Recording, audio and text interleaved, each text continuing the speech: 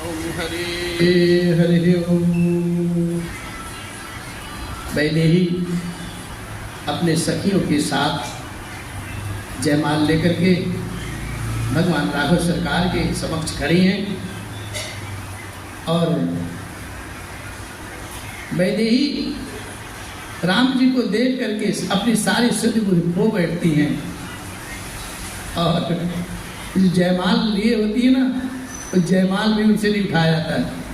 सखियाँ उनको समझाती हैं, याद दिलाती हैं, दर्शन तो कर ली है तो जयमाल तो पहना दे बावली, अब भगवान तो तेरे ही हैं। और फिर उस लास्ट समाज में सिया जी ने सबसे बचते हुए भाव से भगवान के गले में वो सुंदर जयमाल पहना देती हैं और फिर सारी सखियाँ मधुर स्वर में गान करती हैं और दसों दिशाओं में, नगर और आकाश में सब वाद्य बजने लगते हैं और जितने भी वहाँ खल रूपी राजा आए थे सब मलिन हो जाते हैं, सबके मन धूमिल हो जाते हैं और जो सज्जन पुरुष आए थे सब प्रफुल्लित हो जाते हैं। सुर नर किन्नर नाग मुनीषा जय जय जय सब देहि असीसा। सभी लोग भगवान राघव की जय जयकार करते हैं, आशीर्वाद देते हैं और वहाँ की जो विमुक्त नर नारियाँ हैं वो बार बार भगवान की गीत गाती हैं, मंगल गीत गाती हैं, नृत्य करती हैं और बार बार पुष्पांजलि अर्पित करती हैं। और जहाँ तहाँ ब्राह्मण वेद ध्वनि कर रहे हैं, षष्ठी वाचन पढ़ रहे हैं, भाट लोग बिरदावली कुल कीर्ति का बखान कर रहे हैं। पृथ्वी पाताल और स्वर्ग तीनों लोकों में यश फैल गया। इस राघवेंद्र सरकार ने धनुष तोड़ दिया सा, श्री सीता जी का वर्णन कर लिया, श्री सीता जी को वर्ण कर लिया। नगर के नर नारी आरती कर रहे हैं, अपनी हैसियत को भुला करके सामर्थ्य के हिसाब से अधिक अधिक न्यौछावर कर रहे हैं। मारी माणिक के सोने आभूषण सब सोहत सीय राम के जोरी, छवि सिंगार मन हुए के कहे सकिए कहीं प्रभु पद गयु सीता, करती न चरण पर सयते।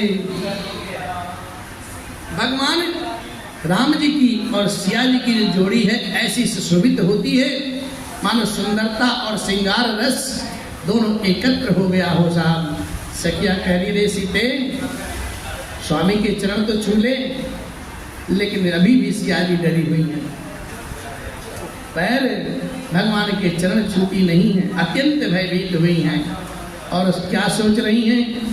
ये सब बात जो है ना बड़े समझ की बात है, समझेंगे तब अच्छा लगेगा, नहीं समझेंगे तो हम कहते रहेंगे और सामने वाला क्या अब ऐसा है जब आप मनन करोगे तब आपके हृदय में गहराई में उतरेगा हृदय की।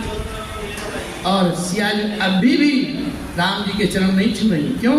अरे गौतम तीय गति सुरति करी, नहीं पर सती पग पान, मन मिह से रघुवंश मणि प्रीति अलौकिक जान।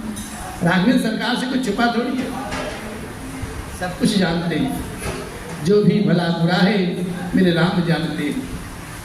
अरे जो भी भला बुरा है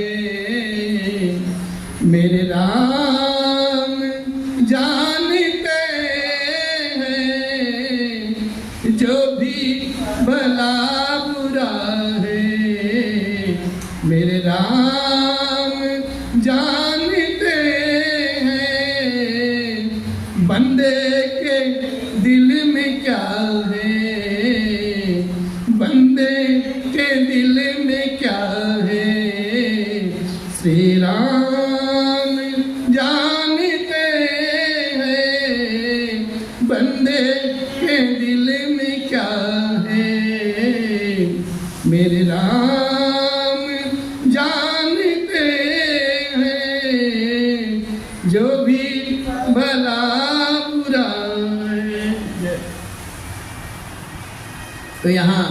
जगत जननी माँ वैदेही की बात हो रही है और जगत पिता राघवेंद्र सरकार की बात हो रही है।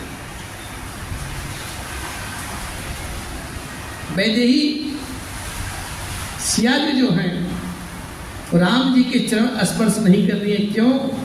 वो कथा याद कर लेती हैं।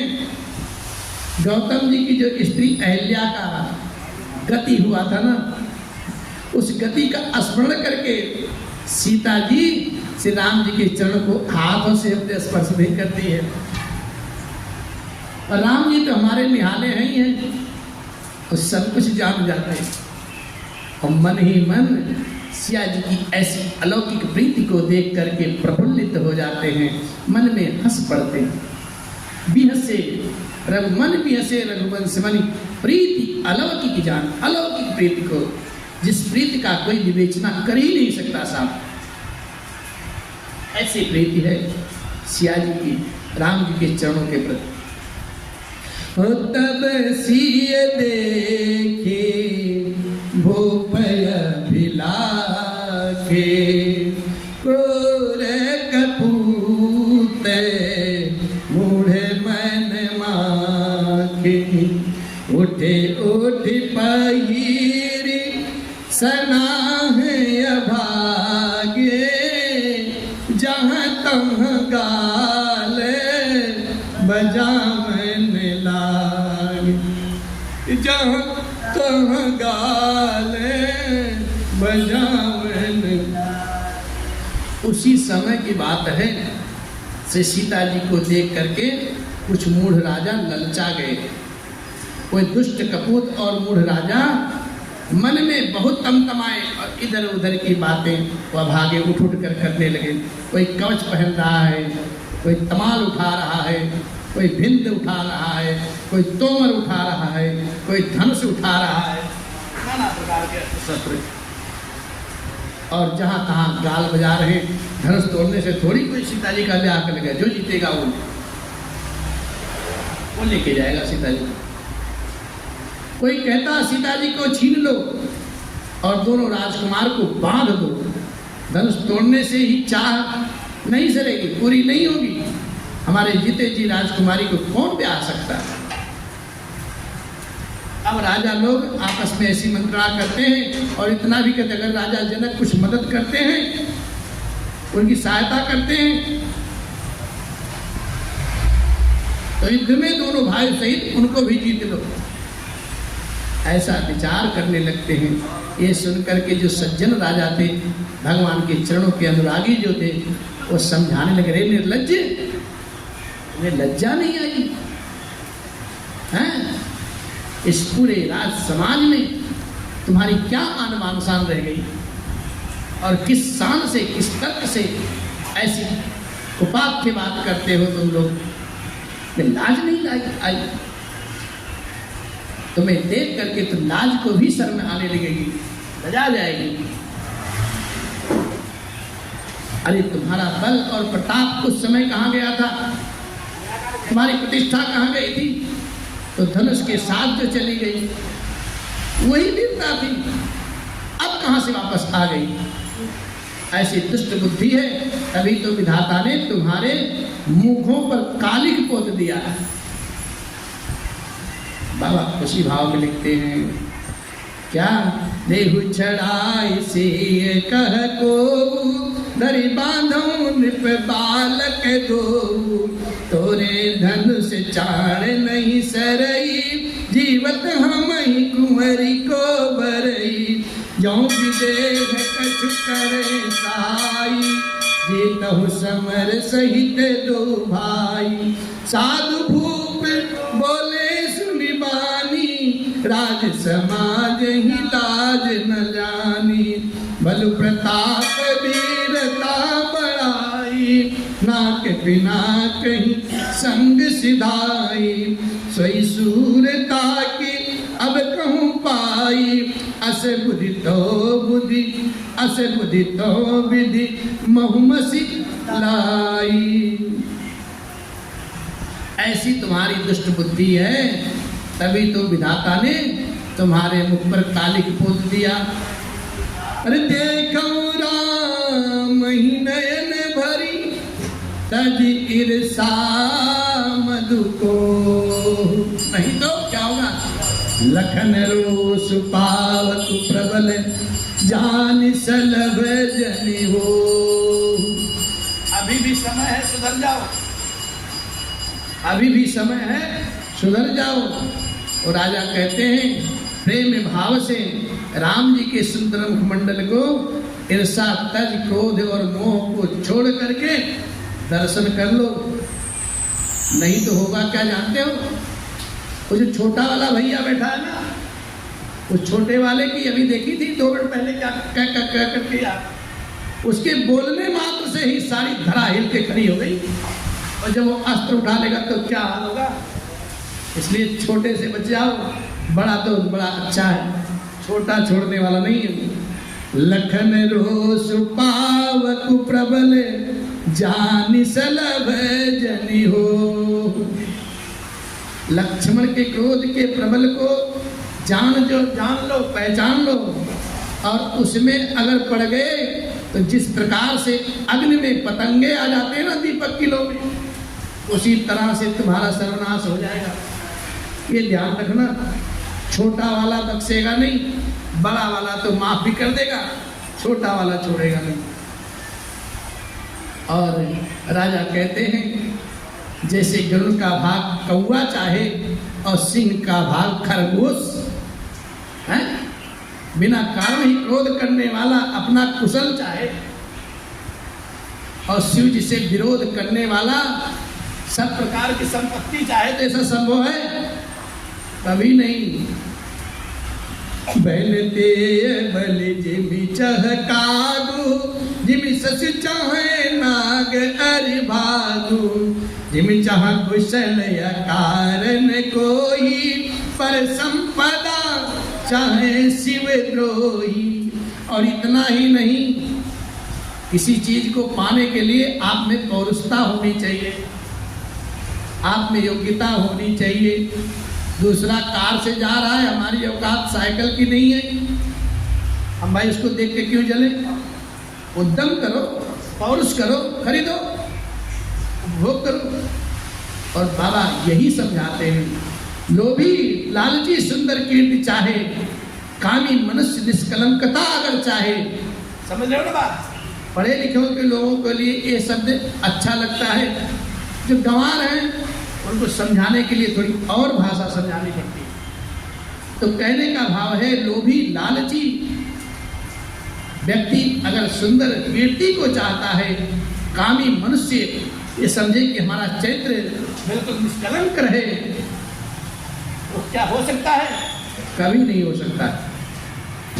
और जैसे श्री हरि के चरणों से विमुख होकर के मनुष्य भगवान का नाम ना ले, भगवान का नाम ना गावे, मदिरा पान करे, विचार करे और सोचे हमारी परम गति हो जाए, ऐसा होगा? कभी नहीं होगा।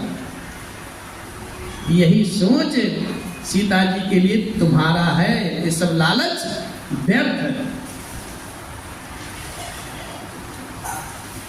अब लोभी लोलुप कल की रति चाही, अकलंकता की कामी लाई।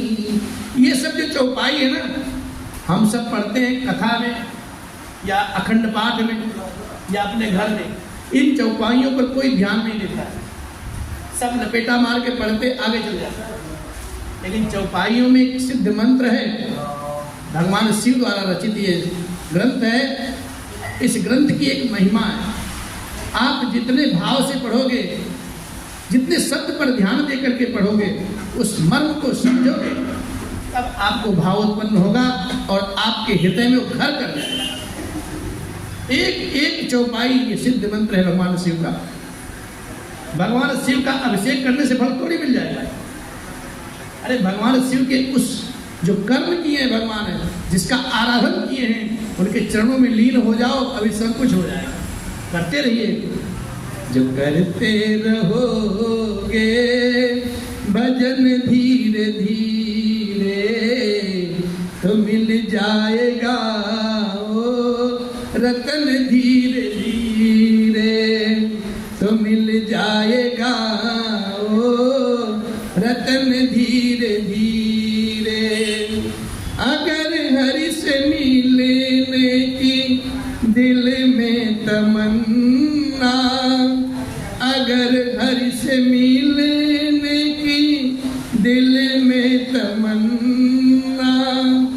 तो करते रहो तुम भजन धीरे धीरे, तो करते रहो तुम यतन धीरे धीरे।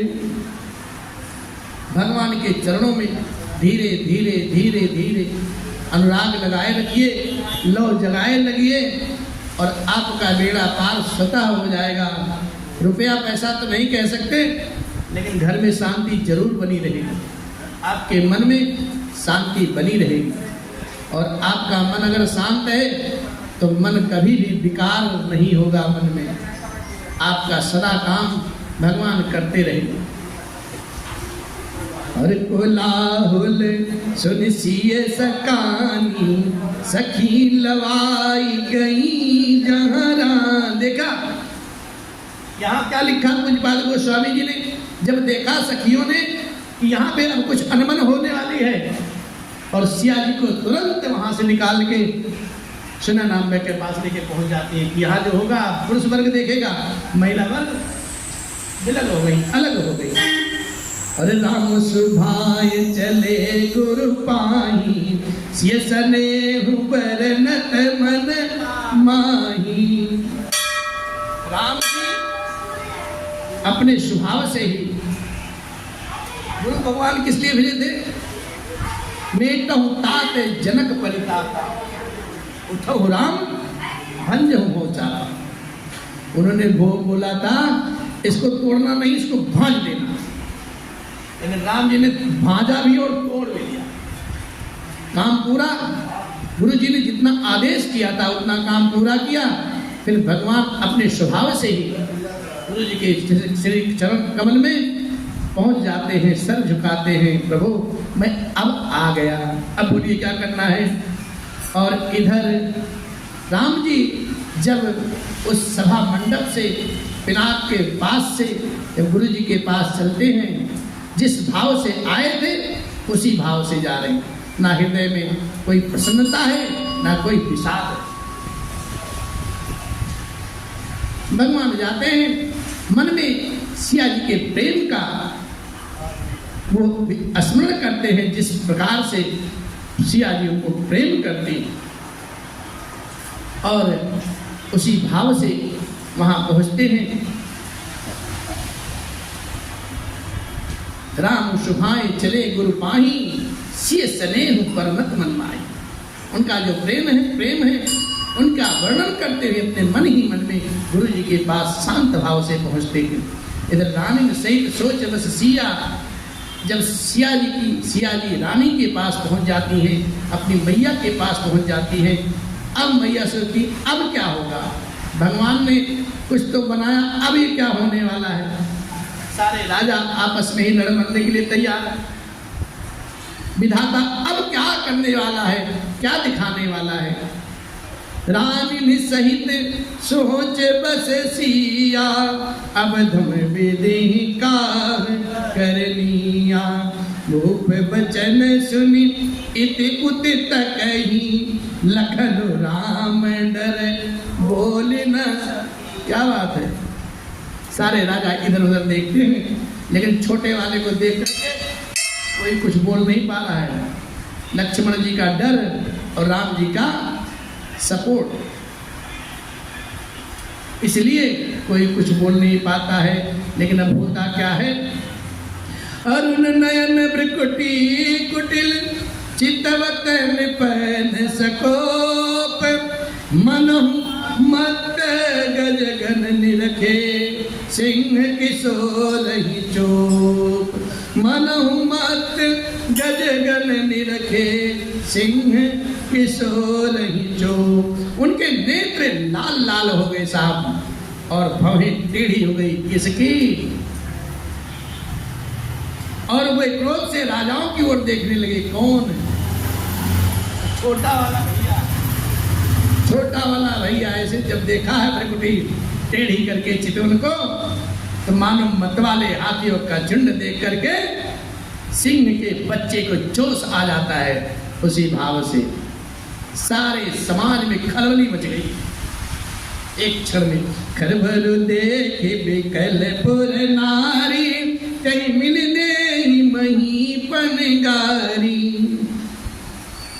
खलबली देख करके जनकपुर की स्त्रियां व्याकुल हो गई और सब मिलकर के मूढ़ राजाओं को गालियां देने लगी। स्त्री व्रत करेगी क्या भाई, लड़ाई तो करेगी नहीं, कुछ ना कुछ बोल ही सकती हैं।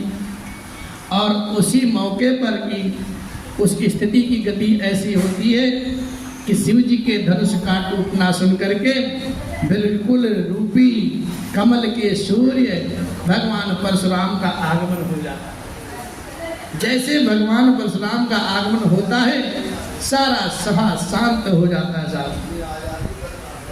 तेहि अवसर सुनि शिव धनु भंगा, आयु भृग कुल कमल पतंगा। देखि महीप सकल सकुचान,